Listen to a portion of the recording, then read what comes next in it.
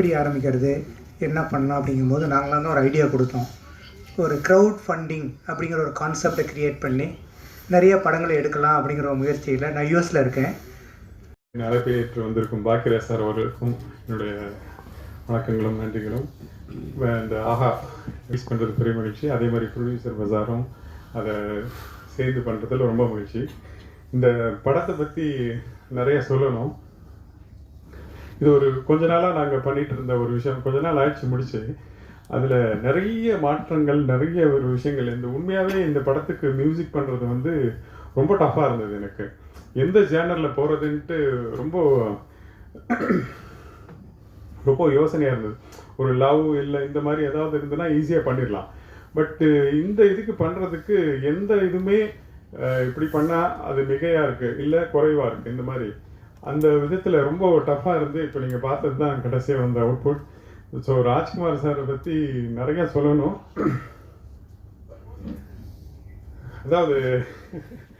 அதாவது ஒரு புது விஷயத்துக்கு வந்து நானும் நிறைய விஷயங்கள் யோசிச்சுட்டு இருப்பேன், எப்படி பண்ணணும் என்ன பண்ணணுன்ட்டுன்னு. அவர் சொல்கிற ஒவ்வொரு விஷயமுமே என்னை வந்து இது முடிக்கும் பார்க்காத விஷயமா தான் நான் அவரோட விஷயங்கள் எல்லாம் பார்த்தேன். ஸோ இந்த படங்கள், இந்த படம் வந்த உடனே முதல்ல பார்க்கும்போது இந்த நிறைய இடத்துல என்னை அறியாமையே கண்ணீர் தண்ணி வந்துருச்சு. அந்த மாதிரி இந்த 2-3 இடத்துல நீங்கள் பார்த்துருப்பீங்க. அதே மாதிரி காமெடியும் சரி, நிறையா சீன் எடுத்துட்டார் இப்போ இந்த ட்ரிம் பண்ணதில். இன்னும் ரொம்ப அழகாக வந்திருந்தது. ஸோ உங்களுடைய சப்போர்ட் எல்லாம் இதை கொடுத்து ஒரு கரெக்டாக வரணும்னு நம்புகிறேன். Thank you very much.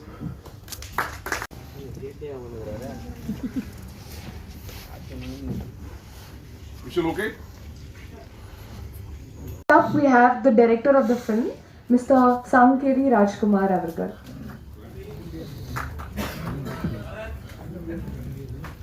Please, I'd like to invite the CEO of AHA, Mr. Ravikant Sabnanis Avargal.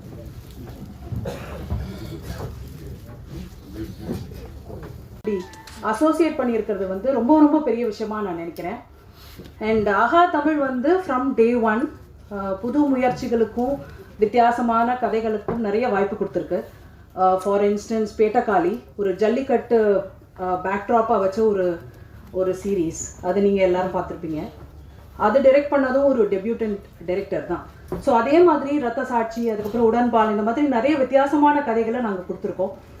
அந்த வழியில் வந்து Aha find is a new initiative by Aha Tamil. Mainly because I think நம்ம எல்லாருமே ரொம்ப ஃபாஸ்ட்டாக ஓடிட்டு இருக்கோம் லைஃப்பில். எதையுமே பார்க்கறதுக்கு நம்மளுக்கு நேரங்கள் கிடையாது. எத்தனை பேர் வந்து ஒரு ட்ரெயினில் நிறைய ட்ராவல் பண்ணியிருப்போம், பட் ட்ரெயின் தண்டவாளத்துக்கு நடுவில் பூக்கிற ஒரு சின்ன பூவை வந்து நம்ம எத்தனை பேர் பார்த்துருப்போம், அதை கண்டுபிடிச்சிருப்போன்றது தெரியாது. பட் அந்த தண்டவாளங்களுக்கு நடுவில் நிறைய இன்ட்ரெஸ்டிங்கான விஷயங்கள் இருக்குது. சின்ன சின்ன மஞ்சள் பூக்கள் இருக்கும், ஒரு சின்ன ஊதா பூ இருக்கும். அது வந்து யாரை பற்றியும் கவலைப்படாமல் அது வந்து பூக்கும், அது மலரும், அதனுடைய டைமில் அது வந்து அதனுடைய விஷயத்தை பண்ணும். அந்த மாதிரி பியூட்டிஃபுல்லாக நம்ம தமிழ் ஃபிலிம் கம்யூனிட்டியில் நிறைய நல்ல படங்கள் வந்துக்கிட்டே இருக்குது டெய்லி. பட் ஆஹாக்கு வந்து ரீச் அவுட் பண்ணுறவங்க, மற்ற பிளாட்ஃபார்ம்ஸ்க்கு போய் ரீச் அவுட் பண்ணுறதுக்கான வழி வந்து நிறைய பேருக்கு தெரியாது. எப்படி ரீச் அவுட் பண்ணணும், மெயில் பண்ணணுமா, இல்லை வந்து கால் பண்ணணுமா, யார் கால் பண்ணணும், அப்புறம் வந்து எஸ் வார்டு, ஏ வார்டு, டி வார்டு, இப்படி ஏகப்பட்ட மாடல்ஸ் இருக்குது. இதில் நம்மளோட படம் எந்த மாடலில் போகும், இந்த மாதிரி நிறைய விஷயங்கள்ல என்ன ஆயிடுதுன்னா ரொம்ப நல்ல படங்கள் வந்து யாருக்குமே தெரியாமல் அப்படியே வந்து தங்கி போயிடுது.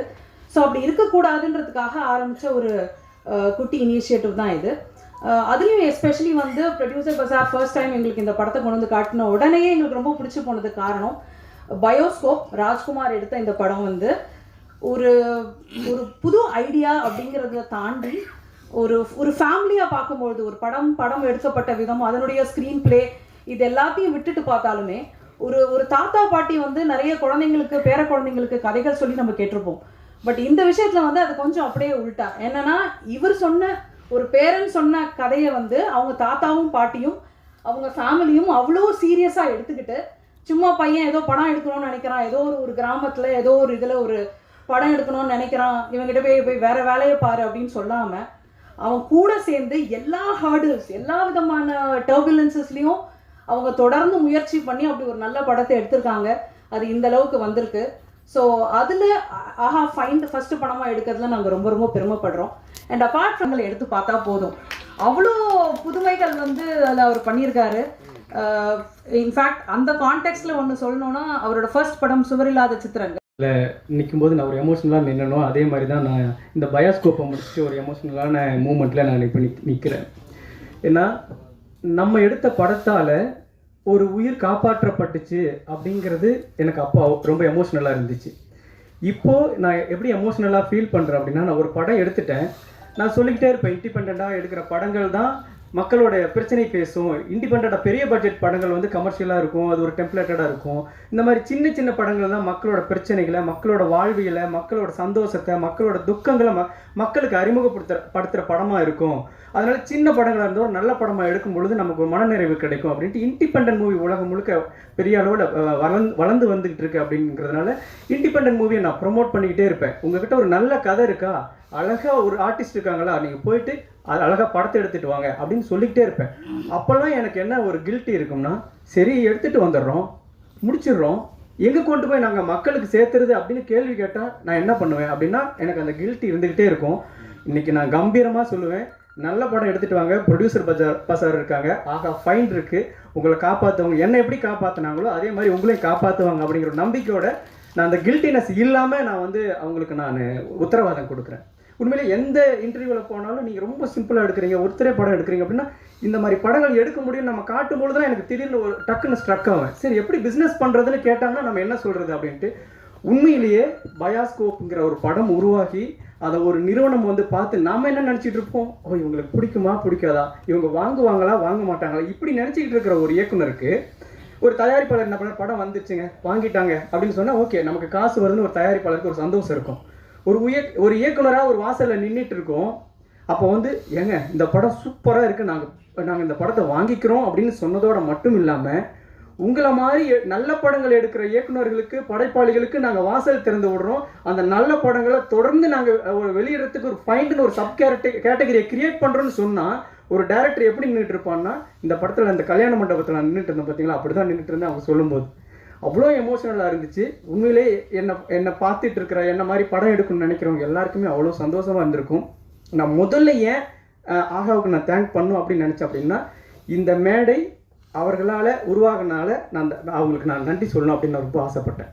இப்போது வெறும் சும்மா ஒரு கப்பல், ஒரு மலைத்துளி அப்படின்னு வெறும் வார்த்தையாக நம்ம பேசணும்னா ஓகே அது ஒரு சாதாரண வெறும் வார்த்தை தான். ஆனால் கடலில் தத்தளிச்சுக்கிட்டு இருக்கிறவனுக்கு யாராவது வந்து கை கொடுக்க மாட்டாங்களான்னு நினச்சிக்கிட்டு கடைசி உயிருக்கு போராடிக்கிட்டு இருக்கிற ஒருத்தனுக்கு ஒரு கப்பல் அப்படின்னு சொன்னால், ஒரு கப்பல் வருதுன்னு சொன்னால் அவனுக்கு எப்படி இருக்கும், அது ஒரு சாதாரண வார்த்தை தான்.